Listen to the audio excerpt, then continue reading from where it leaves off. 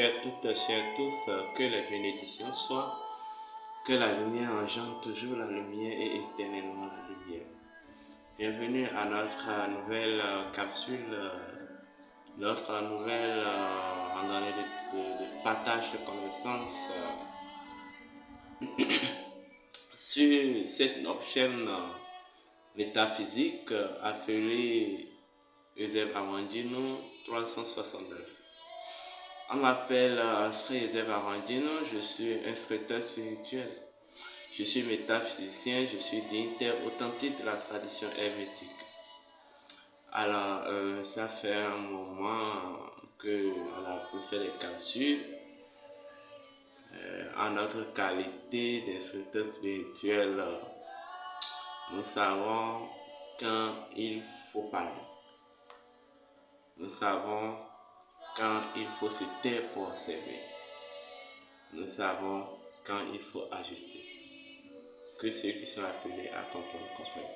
Alors, aujourd'hui, nous allons aborder un thème très important, un thème très édificateur.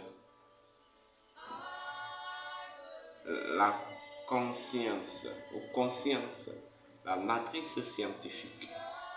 Conscience, la matrice scientifique. En réalité, l'humanité est en train d'évoluer vers une phase décisive de son évolution.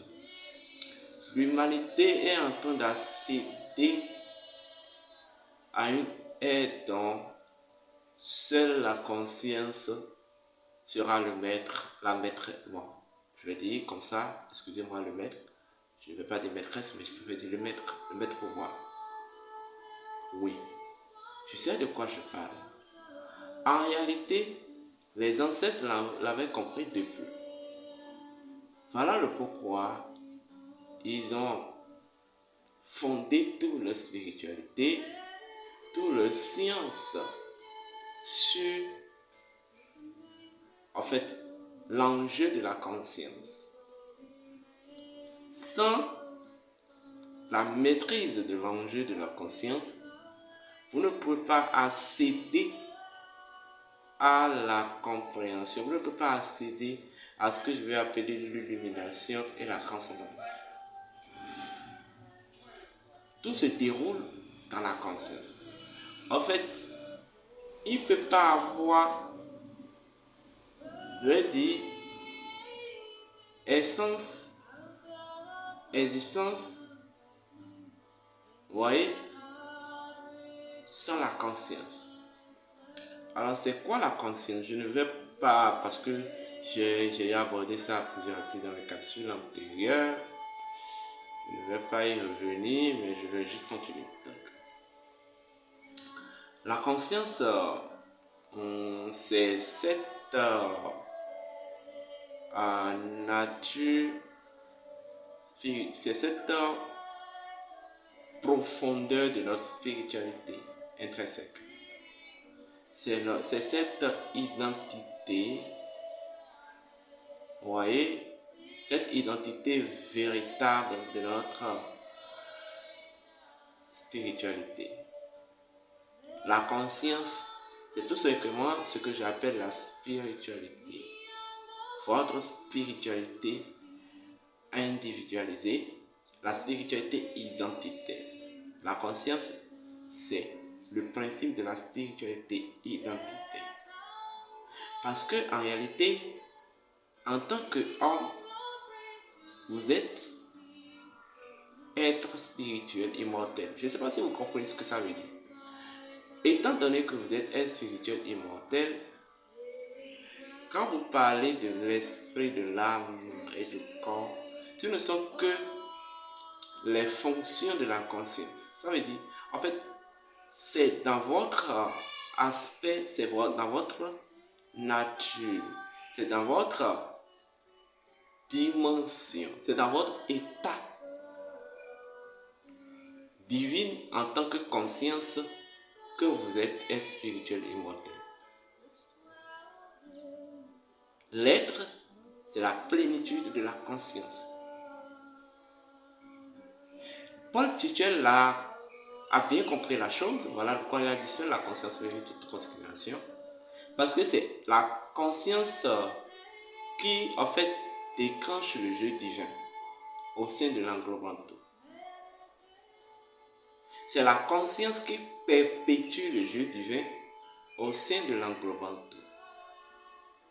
Mais ça, si vous me comprenez, voilà pourquoi les ancêtres l'ont appelé Atum. Et lorsque vous remontez dans le livre de la mort des Égyptiens, vous allez constater que on a commencé à sentir l'action. On a commencé à sentir un certain mouvement de vie dans le Noun symbolique, le Nil, lorsque Atum fut apparu. Mais Atum symbolise la conscience véritable, la conscience originelle. La conscience, en fait, c'est le principe de l'absoluité. La conscience, c'est le principe de l'absoluité. Rien n'est absolu que la conscience, à part la conscience. Seule la conscience est absolue. Et en fait, la conscience, pour sa propre perfection, crée ce qu'on appelle le jeu du relatif. Et en fait, l'expression, les formes d'expression, les formes de dimensionnement, les formes, je veux dire, voilà, les formes de dimensionnement, les formes d'expression de la conscience ne sont que les niveaux relatifs de la conscience. Parce que la conscience, comme je vous l'ai dit, est un principe bien véritablement absolu. Vous voyez? Alors, le terme, c'est la conscience ou conscience, la matrice scientifique. Nous allons remonter un peu en musique et nous revenons quelques secondes.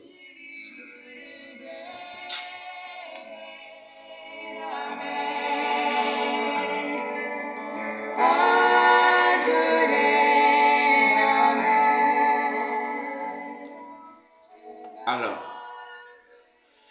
en réalité, ce que vous appelez science n'est qu'un ensemble de mécanismes qui consistent à mettre en démonstration factuelle ou à démontrer de façon factuelle la pérennité des principes universels, des principes premiers.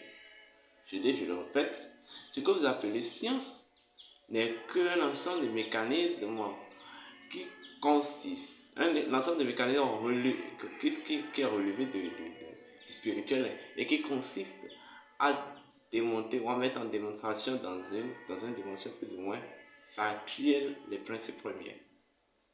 Donc en réalité, la conscience, je veux dire, la science est en réalité une fonction de la conscience. C'est une fonction qui permet à la conscience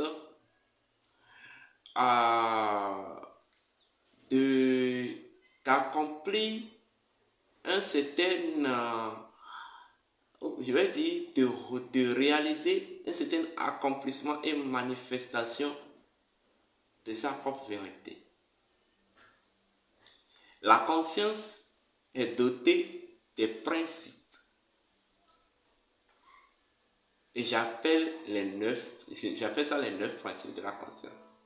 La science ne fait que, en fait, la science permet l'exploitation de la conscience et de ses principes dans une dimension plus ou moins factuelle. La science permet à la conscience, vous voyez,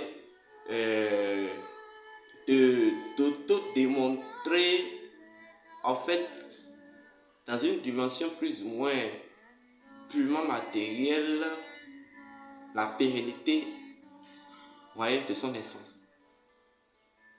Qu'est-ce que j'appelle la matrice scientifique? La conscience est la matrice scientifique. En réalité, la science est issue de la conscience. Et ça, si vous comprenez, la science est issue de la conscience. Ça veut dire quoi? Il ne peut pas avoir science sans conscience. c'est la conscience qui a généré la science. C'est la science qui permet l'expression de la conscience. Donc, la science est une fonction fondamentale de la conscience. En tout cas, en son temps, on va en revenir et on va poursuivre ce thème.